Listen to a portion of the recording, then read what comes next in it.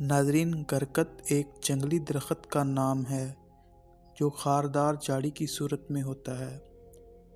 شجر کرکت جسے اسرائیل میں بہت ہی تیزی سے کاشت کیا جا رہا ہے، اس کی وجہ آخر کیا ہے؟ یہودی اس درخت کو کیوں بچا رہے ہیں؟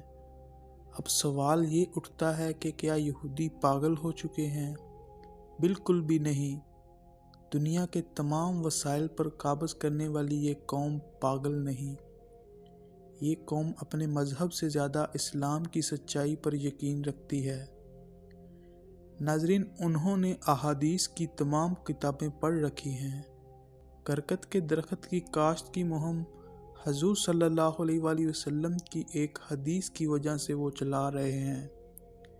جناب ابو ہریرہ رضی اللہ تعالیٰ عنہ سے روایت ہے کہ رسول اللہ صلی اللہ علیہ وآلہ وسلم نے فرمایا کہ قیامت نہ ہوگی تب تک کہ مسلمان یہودیوں سے جنگ کریں اور مسلمان انہیں قتل کر دے، یہاں تک کہ یہودی پتھر یا درخت کے پیچھے چھپیں گے تو پتھر یا درخت کہے گا، اے مسلمان، اے عبداللہ، یہ یہودی ہے، میرے پیچھے آؤ اور اسے قتل کر دو، سوائے گرکت کے درخت کے، کیونکہ وہ یہود کے درختوں میں سے ہے۔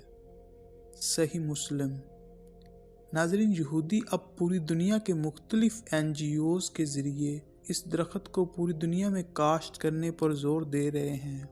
اسرائیل، افغانستان سمیت کئی دوسرے ممالک میں ماحولیاتی آلودگی کے نام پر اس کو بہت ہی تیزی کے ساتھ کاشت کر رہا ہے۔ اس کے لیے ایک سیو دا ٹری گرکت نامی ایک مہم بھی چلائی جا رہی ہے، جس کو یہودی فنڈنگ کر رہے ہیں۔